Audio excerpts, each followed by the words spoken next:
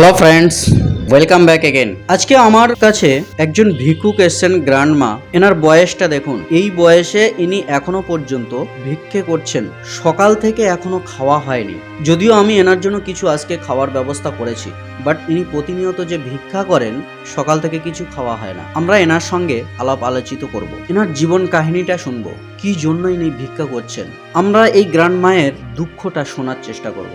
নিশ্চয়ই কিছু মর্মান্তিক কাহিনী আছে। আচ্ছা, আপনার বাড়ি কোথায়? বাড়ি পয়নায়। বাড়ি পয়না। আপনার ফ্যামিলিতে কজন? 4-5 জন। ছেলে পিলে কটা আছে? ছেলে মেয়ে? মেয়ে নেই, দুটো ছেলে। দুটো ছেলে। কি করে ছেলেরা? একটা ছেলের চোখে ক্যান্সার হয়েছে আর একটা ছেলে শ্বশুর বাড়ি। শ্বশুর বাড়ি। আপনার এখানে আসে না? না, দেখেও না? না, মরে যাচ্ছে চাকে না। সো ফ্রেন্ডস, এই হচ্ছে হালাত। আচ্ছা, আপনি সকালে কটায় বেরিয়েছেন? সকালবেলা উঠে বের গেছি 6টায়। প্রতিদিন কি আপনি ভিক্ষা করতে বার হন? শুক্রবারে যাই আর মঙ্গলবারে। শুক্রবারে জীবনতলায় যাই আর মঙ্গলবারে এখানে আসি। মঙ্গলবারে এই বাজারে আসেন। আপনার যা ইনকাম মানুষে যা দেয়, এটা দিয়ে কি আপনার চলে যায়? সংসার জীবনযাপন চলে যাচ্ছে? সংসার চলে না। নিজেই ভিক্ষা করি আর ভরদিন বাড়ি এসে এই বাড়ি যাবো, এবারকে রান্না করবো, তারপর খাবো। মানে নিজেই আপনার বাড়িতে গিয়ে নিজেকে রান্না করতে হবে, তারপরে আপনি খাবেন, তাই তো? হ্যাঁ, ভরদিন কি বলছেন বলুন। ভরদিন ওই ফাঁকায় ফাঁকায় ঘুরবো আর মানুষ দেবে তাই খাবো।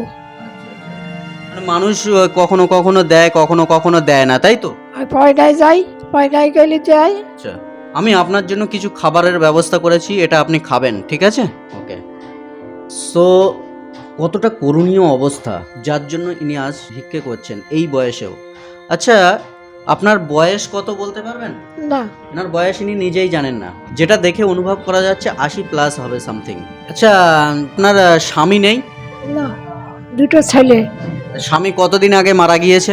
অনেকদিন আগে মারা গেছে। অনেকদিন আগে মারা গিয়েছে। স্বামী কোনো মারা জমি গেছে। জায়গা নেই? না, আপনার বাড়ি কি রকম? বাড়ি সরকার থেকে ঘর দিয়েছে, পাকা ঘর, আচ্ছা আচ্ছা, সেখানে থাকি। সেখানেই থাকেন। মানে আপনার কোনো রকম কোনো অসুবিধা বা শারীরিক কোনো অসুস্থ বোধ হলে কেউ দেখার নেই না? না, ছেলেরা তো দেখে না। কতটা করুণীয় অবস্থা দেখুন, আপনি কল্পনায়ও ভাবতে পারবেন না। আচ্ছা, আপনার এই করুণ অবস্থার জন্য আপনি কাকে দায়ী করেন? হ্যাঁ, ভগবান, উপরওয়ালা, হ্যাঁ, কাকে দায়ী করেন? হ্যাঁ। আর ভর দিন এবার বাড়ি যাবো, বাড়ি গিয়ে নিজে রান্না করবো, তারপর খাবো। আচ্ছা এই বাজারে এসে শরীর চটকাইলে যাই। আচ্ছা। গ্রামের কেউ আপনাকে দেখে না? না, ওই পরের বাড়ি যাই, গিয়ে ভর দিন কাজ করে আর সন্ধ্যেবেলা বাড়ি আসি। গ্রামে যে যার মতো, অতি অবশ্যই গ্রামবাসীকে বলবো, অন্তত পার্শ্ববর্তী কেউ অবহেলিত হলে, করুণ অবস্থায় থাকলে তাকে আগে দেখুন, তারপরে বাইরের মানুষকে দেখবেন। ওকে, আপনি খেয়ে নেন, তারপরে আমি আপনার সঙ্গে কথা বলছি, ঠিক আছে? আমি এনার জন্য অবশ্য বেশি কিছু করতে পারিনি। যথাযথ অবস্থায় আমি 3 পিস সিঙ্গাড়া এনে খাওয়ানোর চেষ্টা করছি, এনার ভুকা পেটটাকে ভরানোর চেষ্টা করছি, যেহেতু এখান থেকে উনি আবার ভিক্ষা করতে বার হবেন। সো ইনি তাড়াতাড়ি খেয়ে নিক, তারপরে আমরা এনার সঙ্গে ফের কথা বলবো। একটা কথা মাথায় রাখবেন, ভিক্ষুকের কোনো জাতপাত হয় না। কোনোদিন কোনো ভিক্ষুককে নিয়ে জাতি বিবেচনা করবেন না, প্লিজ।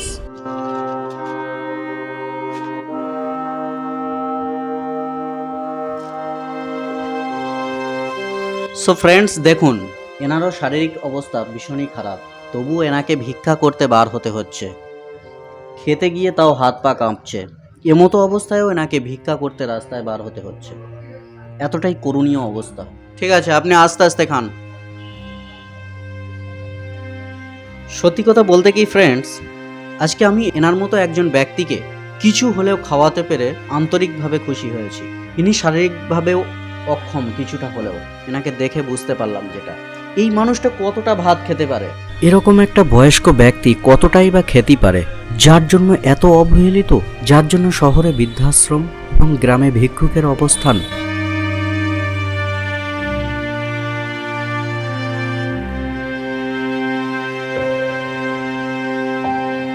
নিন, এই টাকাটা আমার তরফ থেকে রাখুন, আশীর্বাদ করবেন, পরে বড় হলে আপনাদের জন্য যেন আরো কিছু করতে পারি, দিতে পারি।